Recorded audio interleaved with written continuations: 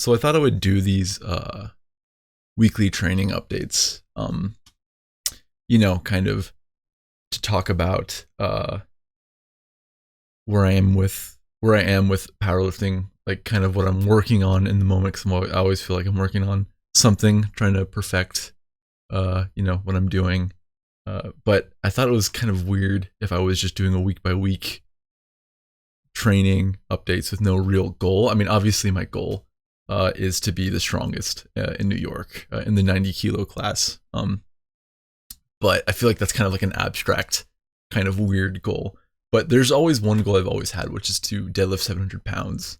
When I hit 600 earlier in the year, I remember when I was in high school, I would think like only freaks could deadlift 600. I'd watch like videos of these huge dudes on YouTube deadlifting 600 pounds and screaming and doing all types of wild shit. And I was like, oh, only freaks can ever hit 600. But my last meet, like I talked about, I hit 623 or 622.8 pounds, and it wasn't very hard, honestly. I felt like I had a lot more in the tank. And if you guys watched the meet recap video, I went over that. But I thought like a cool goal for like a week by week kind of training and recap series would be like kind of a road to 700 deadlift, because that's probably something that'll take me over a year, probably a year or two. But it's kind of it's fun. It's like something I can work towards, and it's something I can work, always strive forward to, and makes these weekly kind of recaps feel like they have a little bit more of a purpose, other than just being like, oh, I'll be the strongest in New York one day, because I mean, even though that is true and I will be, having more of a concrete goal, I think, would be a cool thing to have week by week. So I bought this fucking thing. I don't know if it helps, but it looks mad professional. It kind of looks a little corny, but I don't even know if this does anything, but whatever. I bought it. That means I made the commitment to make these weekly videos. And so now I will start my rambling. If this is your first time watching, my name is Matt. I am a 90 kilo powerlifter for the USPA in New York, and goal is to be the strongest. So road to 700 pound deadlift, episode 1. This is the first week of a volume cycle that I am starting. Started with bench. I always start with bench every week. Bench is fine right now. I hit 4 sets of 6 with 295, RPE 8, maybe. The first set was probably like an RPE 7, but as it went on, the last set went to an RPE 8. My coach and I have kind of pinpointed my weakness in my bench right now is kind of that second part of the extension with the triceps, mostly because it shoots off my chest every time, but starts to slow down towards the top.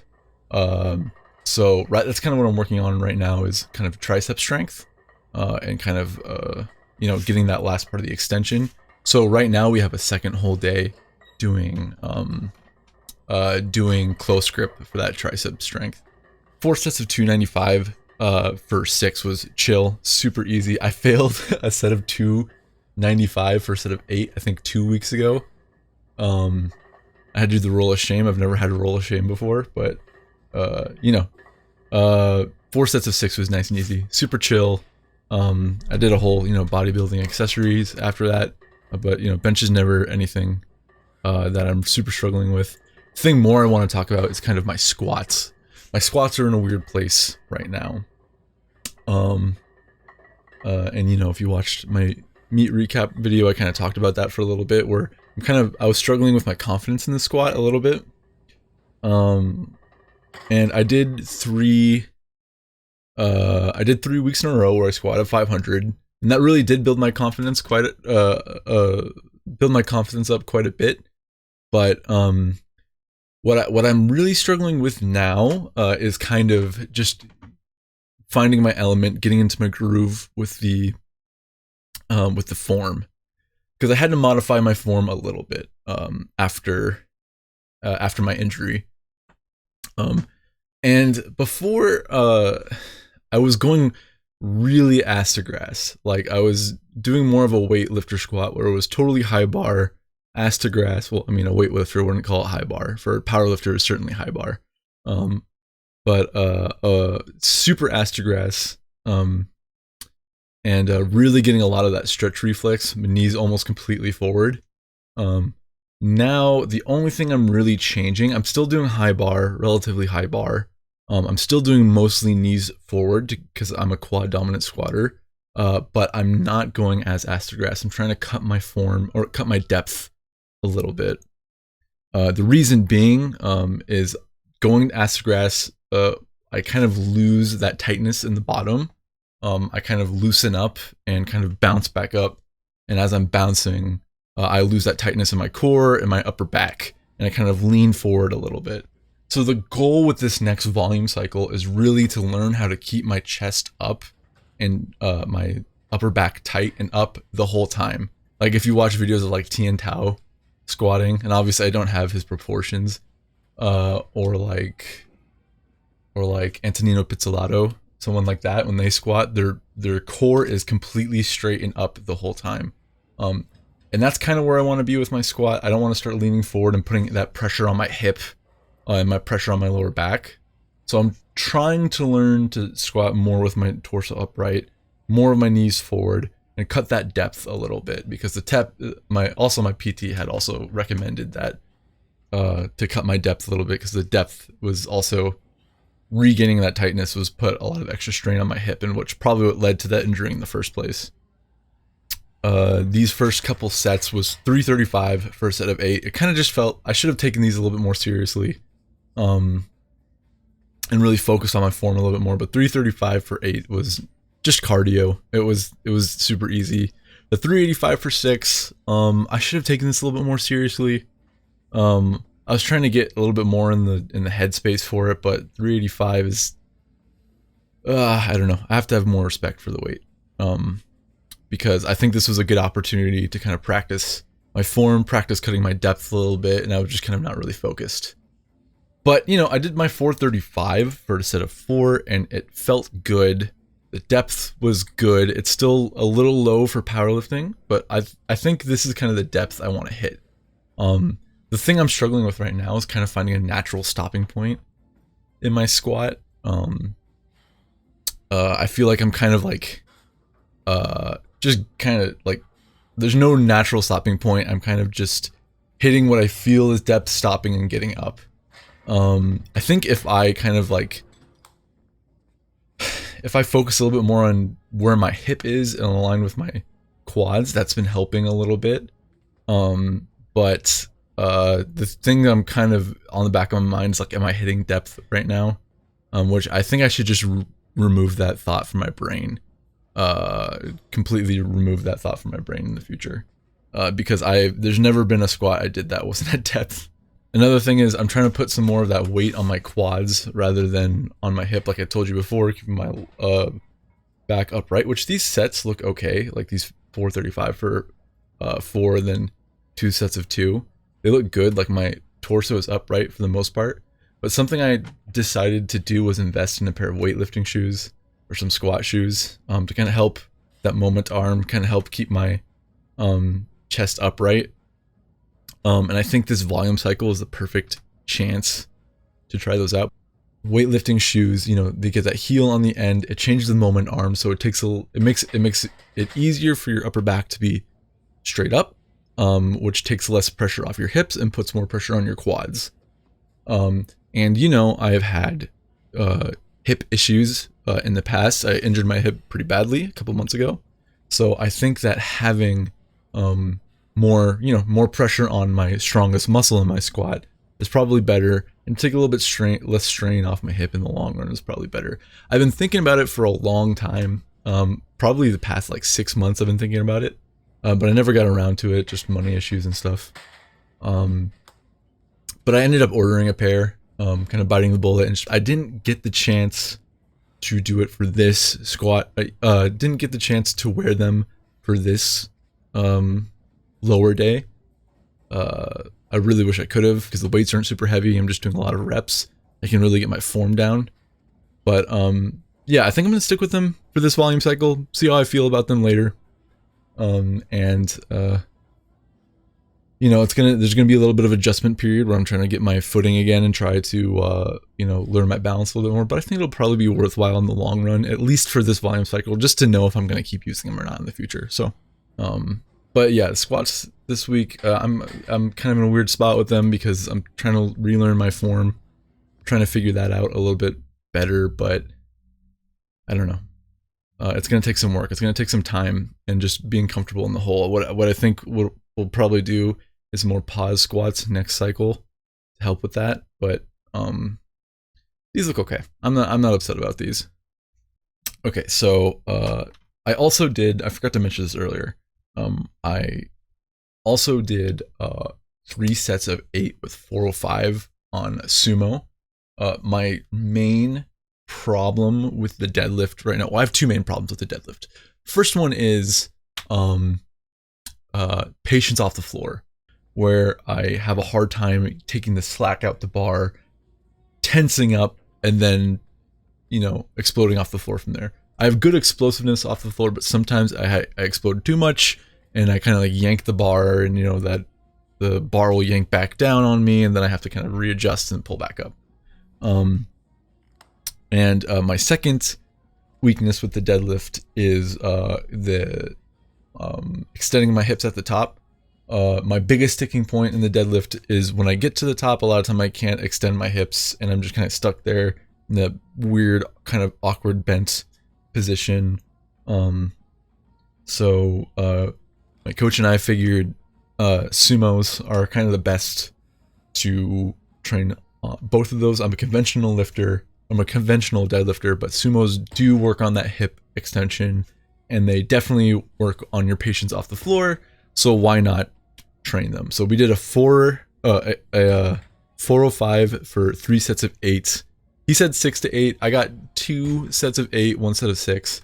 These were fucking brutal, man. Like, holy shit, these were insane.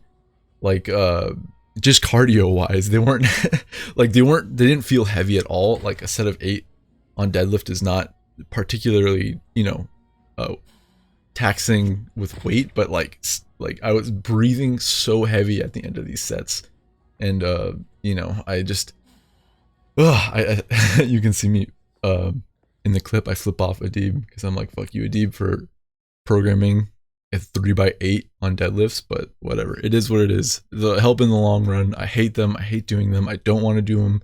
I'm not looking forward to doing them next week, but I will keep doing them if they'll help me. Yeah, so then I said, like I said, I have another bench day, which is close grip tempo, touch and go. The point of these are to kind of, they're touch and go because I want to overload my triceps a little bit more, so we can kind of raise the weight up on these, or we can kind of overload them a little bit because they're touch and go and not pause, and also not pausing takes a little bit of strain off my shoulder. Yeah, these tempo touch and goes were good for just kind of getting my triceps involved and, you know, helping me work with that tricep extension at the end of my regular pause bench. So we did 5 sets of 3, 275. I was supposed to do 265, but the weights were feeling light, so I said let's do 275, and I got 5 sets of 3. I don't think any of them passed like an RPE 7. They were all super easy. And my pause bench, I did 3 sets of pause bench at the end, a 3x2. I didn't record all of them because, like, whatever. 305 for a 3x2 is not anything super spectacular, but got those done. I'm feeling pretty confident in my bench this cycle. I just want to keep it sturdy, keep it steady until I hit 405 eventually. And lastly, my deadlift and squat day, or my deadlift day, really. So what we're doing, like I said, with my squat, I start all my deadlift days off with some squats, some lighter squats. This cycle, we're working on my front squat. You know, the reason being, like I said, we're working on keeping my chest and my core tight and keeping my chest up and not caving as I go up to take less pressure off my hips and more pressure on my quads. So we're kind of working on building my front squat this cycle. So I'm doing 3 sets of paused front squats, and in between, and I'm supersetting those paused front squats with kind of like a back squat, like a speed squat kind of. The reason being, and you can see I got my weightlifting shoes on, looking snazzy. And the reason being, like, I've never really taken any time to build my front squat up, and I feel like if I can learn to load the bar or in such a way that am able to keep my chest up and kind of focus on loading the quads rather than the hip and my back, and keeping my torso upright the whole time, then that'll help me with my back squat as time goes. The weights are a little light right now. I've never drilled front squats like this before, but you know, with time we'll get there. And then I went to paused deadlifts. But yes, for my paused deadlifts, like I said before, my weakness in the one of my weaknesses in the deadlift are one of my weaknesses in the deadlift is my patience off the floor. You know, I sometimes will not pull the slack on the bar, I'll just rip it up, and a lot of the times it ricochets a little bit and I lose my sturdiness and I kind of have to readjust on the way up. In my first 600-pound deadlift, it's really bad in that one. I yank it off the floor and I had to like readjust totally, and it fucked me up for my whole lift. But I think if I was a little bit more patient with that lift, it would have looked a lot prettier. But you know, whatever. So we're doing 2 sets of 45 for 5 paused. Like paused an inch or two above the floor is the goal. You know, these look pretty good in my opinion. The first set I fucked up because I should have put chalk on, because this bar I'm using at this gym has like almost no knurling on it. So I start without chalk and end up like doing 1 rep and be like, I'm not gonna be able to do 5 of these. So I like ran off really quick, put my straps on, and then did 4 more reps. But you know, they look okay. The second set, geez, the second set was brutal. Yo, I thought at the time I was like, yo, that was like RPE 10, but looking back at the footage, there's no way it was RPE 10. I was just being a baby. I probably could have done like 3 more reps, but it felt hard. It felt tough. Maybe not 2 or 3 more, maybe 1 more. Maybe it was like an RPE 9. It was tough. Next week we're just gonna do the same amount of weight and try to make the RPE a little bit lower. Yeah, so those were the pause deadlifts. They really do help me with my patience off the floor. You can tell like I am like not just yanking it up, I'm like kind of pulling that slack out and then like extending my back and my quads and my hamstring to bring it up nice and slow afterwards. I think these are going to help a lot in the future. Definitely going to help me towards that 700. And then I did just 2 sets after 45 for a set of 2. I just moved like nothing. It felt like there was nothing in my hands. Felt like I was just standing up. I've noticed that if there's not a 5 as the first digit in my deadlift, I have a hard time telling how heavy it is. But when I got to, that sounded mad pretentious. I'm sorry. I won't ever say something like that ever again, future Matt. But I got to 525 for a set of 2 with utter disrespect for this weight. Look how I loaded it. Look how I loaded this. 4 45s, a 35 and a 25. That's disgusting. I'm like revolted looking at this, honestly. Ugh. But anyway, yeah, this was easy too. This felt like an RPE like 6 or something like that. After doing, you know, 1,000 sets of front squats and 1,000 sets of deadlifts. So I'll take it. You know, the deadlifts are moving well. I think that this volume cycle is really going to help. I have another volume cycle coming up after this. So we'll see how my deadlift goes over there. But I'm hoping that sometime in January I can maybe try for like a 640 deadlift, 635 or something like that. But yeah, I mean, that was my first week of training, my first volume cycle. You know,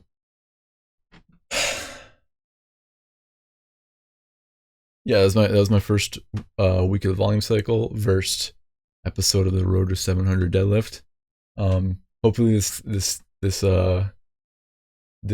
series isn't fucking 400 episodes long and it only takes me like a year and a half or something like that to get to 700 deadlift. But I hope you guys enjoy the journey coming along with me, hearing my thoughts on my training, hearing my thoughts on what I need to improve on, and looking forward to next week's episode.